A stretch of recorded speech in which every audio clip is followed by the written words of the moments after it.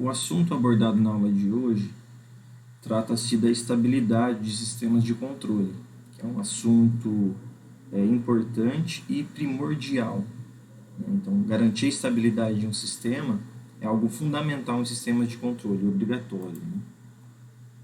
A gente tem até um certo conceito do que é estabilidade, né? Se a gente pensar, por exemplo, em um exemplo onde tem um malabarista, né, caminhando sobre uma corda bamba, a gente consegue avaliar, né? A gente pode até dizer que esse aqui é um sistema pouco estável, né? Ou seja, se acontecer qualquer evento aqui, qualquer perturbação sobre esse homem aqui, ele vai tender a cair dessa corda bamba. A gente até extrapola também esse conceito de estabilidade sobre uma pessoa, por exemplo, em que quando ela é perturbada, ela sai do controle, né? A gente pode até dizer o seguinte: olha, essa pessoa ela é instável, né, emocionalmente, né? Uma pessoa que qualquer perturbação, qualquer incômodo que ela tenha, ela vai ter uma atitude inesperada, né? Agora, trazendo então essa estabilidade para sistemas dinâmicos, né, que é o que nos interessa aqui, a gente pode analisar primeiramente a estabilidade do ponto de vista de pontos de equilíbrio. Então, eu coloquei um exemplo aqui bem tranquilo para a gente conseguir entender esse conceito. Vamos supor que eu tenha essa bolinha aqui, essa esfera, localizada aqui no final aqui deste vale aqui, né, no ponto mais baixo. Então, se eu, por exemplo, aplicar alguma perturbação nessa bolinha, ou se eu soltar essa bolinha de um certo ponto aqui, ó, qual que é o comportamento normal dessa bolinha? Ela vai oscilar, certo? E como esse aqui é um sistema que possui atrito, depois ele vai parar aqui num ponto de equilíbrio aqui, certo? Então eu digo que esse sistema é um sistema estável, porque eu apliquei uma perturbação, mas ele voltou para o ponto de equilíbrio dele, né? Este outro exemplo aqui é um exemplo de um ponto de equilíbrio instável, né? Ou seja, se eu conseguir com bastante habilidade colocar a bolinha aqui no pico desse cume aqui, e eu aplicar qualquer tipo de perturbação nessa bolinha, ou se eu soltar ela de um ponto diferente, o que vai acontecer com ela? Ela vai cair aqui, né?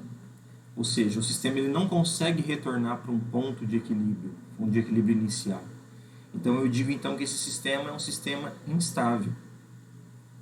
Um outro exemplo que a gente pode ter também, seguindo o mesmo raciocínio aqui desse primeiro exemplo, é se eu tiver esse sistema com a minha esfera aqui, no ponto mais baixo desse vale, e eu de repente soltar essa bolinha de um certo ponto inicial e eu desprezar a ação do atrito. O que aconteceria com essa bolinha?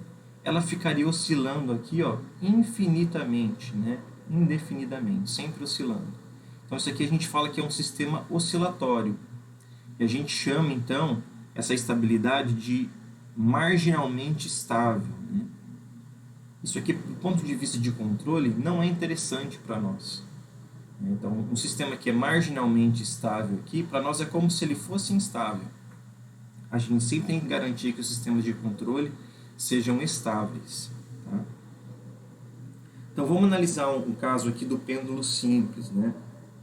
Um caso muito clássico aqui de se analisar a estabilidade. A gente pode ver que eu tenho uma equação algébrico diferencial aqui, que modela esse sistema, né? Ela é uma equação não linear, porque eu tenho um termo seno aqui, certo? E eu tenho, então, esse meu sistema do pêndulo simples, que eu tenho uma haste L aqui, eu tenho um certo ângulo θ, né? Eu tenho uma bolinha aqui com uma massa M, eu tenho as forças atuando sobre essa bolinha aqui, essa esfera, tá? Então, nós temos dois pontos de equilíbrio para esse sistema do pêndulo simples. O primeiro ponto, que é esse ponto aqui, ó, a gente fala que é um ponto de equilíbrio estável, com um θ igual a 0 graus. Por quê? Se eu perturbar esse sistema ou soltar ele de um determinado ponto inicial, ele vai oscilar aqui com a ação do atrito, ele vai vir aqui e vai parar novamente para esse ponto de equilíbrio. né? Esse aqui é um sistema não linear, mas se eu linearizar esse sistema em torno desse ponto de equilíbrio, eu vou possuir um sistema onde os meus polos desse sistema vão estar localizados no semiplano esquerdo. Tá? Então eu falo que é um sistema estável. Um outro ponto de equilíbrio que eu posso ter para esse pêndulo seria eu conseguir colocar ele aqui, ó, na parte superior, ou seja, com o ângulo θ igual a 180 graus. Se eu for muito habilidoso, eu consigo colocar aqui o sistema nesse ponto de equilíbrio. Mas o que acontece se eu aplicar qualquer tipo de perturbação nesse pêndulo? Ele vai descer, né? E ele não vai conseguir retornar novamente para esse ponto de equilíbrio. Então eu falo que esse aqui é um ponto de equilíbrio instável. Então se eu pegar o meu sistema dinâmico aqui, eu linearizar ele em torno deste ponto de equilíbrio, eu vou possuir um sistema que possui polos no semiplano direito, tá? Do meu plano complexo. É um sistema instável. Então, como eu já mencionei para vocês, é fundamental que a gente garantir a estabilidade, né, dos nossos sistemas de controle. Eu garantindo a estabilidade, eu garanto também que a minha saída ela vai convergir para um valor real, para um valor finito, certo? Ou seja, se eu quiser, por exemplo, controlar a temperatura de uma sala e deixar a 30 graus, eu sei que a minha saída do meu sistema, né, ele vai convergir para esse valor. Ok? Então, olha só, caso a estabilidade ela não seja garantida na saída desse meu sistema, esse sistema ele vai acontecer o que com esse valor da saída? Ela pode divergir, né? Ela pode subir para um valor muito alto, ou ela pode ficar oscilando aí indefinidamente, né? Então, isso pode acontecer sob dois aspectos, né? A saída ela não consegue, então, seguir o meu valor de referência.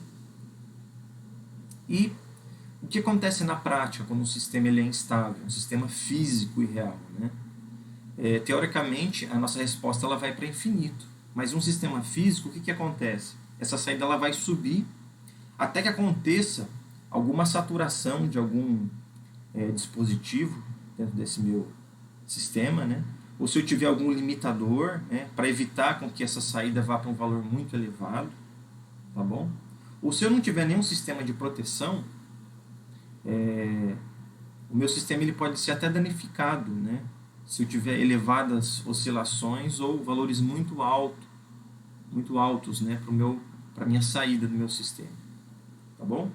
Então, o que um sistema de controle ele tem que ter? Ele tem que garantir um bom amortecimento, tá?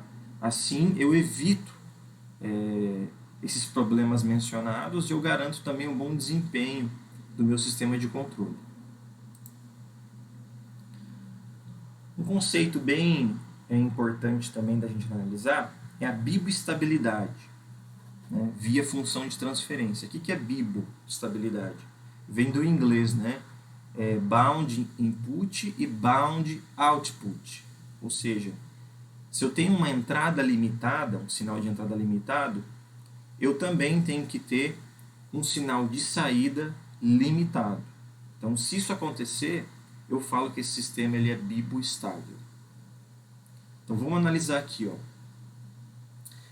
A gente sabe também que se eu tiver uma resposta impulsiva de uma função de transferência, ela é numericamente igual à minha função de transferência do sistema. Ou seja, vamos relembrar, né? Qual que é a transformada de Laplace, né, do impulso? É 1, certo? Então, se eu analisar a resposta do meu impulso, né, para um degrau unitário, eu vou ter exatamente como resposta a minha função de transferência do meu sistema. Tá?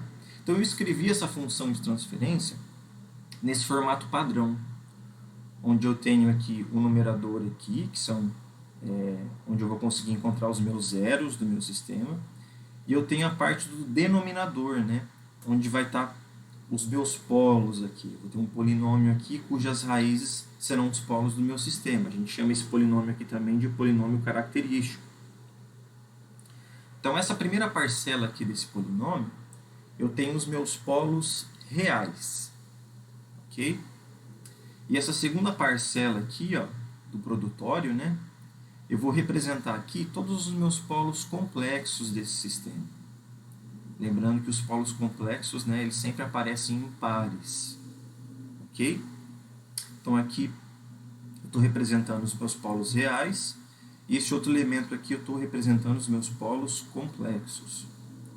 Uma propriedade importante que a gente deve garantir aqui, né, é que o grau do meu numerador tem que ser menor ou igual ao grau do meu denominador, ou seja, isso aqui é o princípio da causalidade, né?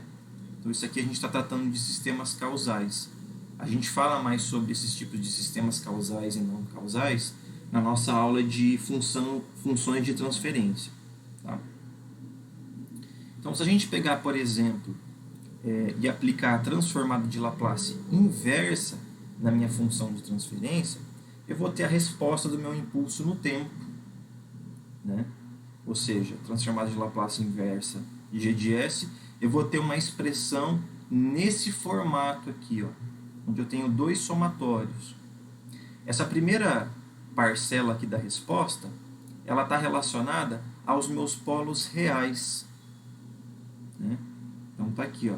Eu sempre vou ter exponenciais aqui, né?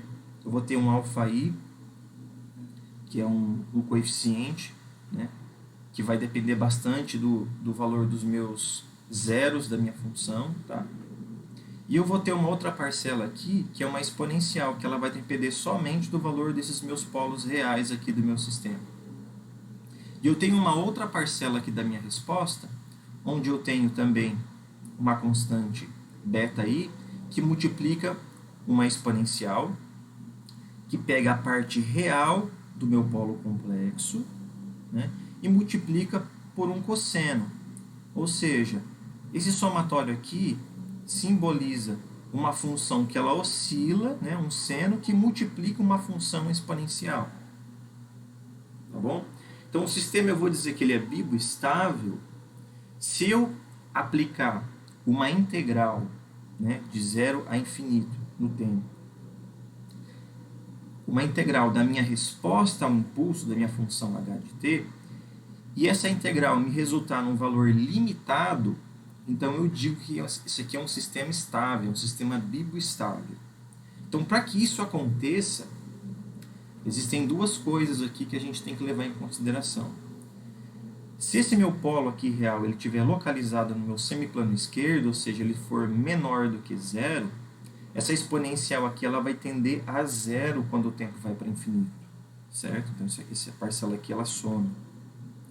E aqui é a mesma coisa, né? Se a parte real do meu polo complexo ela estiver localizada no semiplano esquerdo, ou seja, a parte real do polo ela é menor do que zero, ela é negativa, essa exponencial aqui também, quando o tempo for para infinito, ela vai tender a zero. Então, 0 vezes 1 cosseno, que é uma função limitada aqui também, né, vai resultar em zero. Ou seja, essa minha integral ela só vai me resultar num valor limitado se eu tiver tanto os meus polos reais quanto os meus polos imaginários localizados no semiplano esquerdo. Ok? Então, resumindo, se todos os polos do meu sistema estiverem localizados à esquerda do eixo imaginário do plano complexo, então eu vou ter uma resposta transitória que ela alcança um valor de equilíbrio, um valor final, um valor constante. E eu falo então que esse meu sistema ele é um sistema estável. Okay? Então eu tenho que garantir no meu sistema de controle que todos os meus polos estejam localizados no semiplano esquerdo. Okay?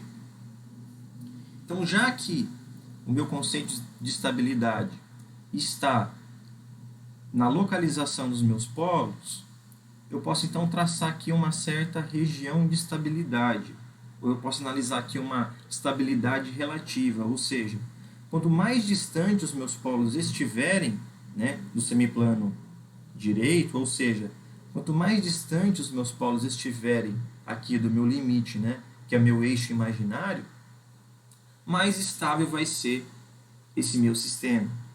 Então, eu posso até na prática, por exemplo, colocar um valor aqui de sigma mínimo aqui, ó, onde eu vou dizer o seguinte, ó, eu quero que o meu sistema, que os polos do meu sistema estejam localizados nessa região aqui, ó. Eu não quero que eles estejam tão próximos aqui do meu eixo imaginário. Então eu quero garantir uma certa estabilidade relativa, né, para esse sistema. Então na prática, né, esse sistema deve ser assintoticamente estável com amortecimento que atenda às minhas especificações de projeto, né, que eu não tenho um overshoot muito elevado, né, que tem uma resposta suficiente para esse meu sistema. Isso vai depender, claro, das especificações do meu projeto. Né? Quem vai passar essas especificações? É a pessoa que contratou a gente, né? que vai passar essas especificações para nós. Então ela vai querer, por exemplo, olha, eu quero que essa minha resposta aqui, esse meu controle, tenha um tempo de subida máximo de 2 segundos. Esse overshoot, olha, ele não pode passar de um valor de 2%, porque senão eu vou estragar o meu produto aqui, não vou ter uma boa qualidade na saída. Tá? Então a gente sempre vai ter que estar atento e atender essas especificações. Tá? Então, na prática, esse nosso sistema ele tem que ser assintoticamente estável, ou seja, ele tem que oscilar, mas no final das contas ele tem que terminar a resposta num valor constante. Ok? Então, outro aspecto também, ó, garantir que o sistema não possua grandes elevações ou até oscilações. Né? Então, um sistema que ele é marginalmente estável, um sistema que tem muitas oscilações, do ponto de vista de controle aqui, ele não serve para nós. Tá? Pense que você vai estar controlando, por exemplo, a velocidade do motor. E essa velocidade ela sempre vai ficar oscilando, oscilando, oscilando, até parar numa velocidade constante, que é a sua velocidade de referência. Né? Para nós, não é uma resposta interessante.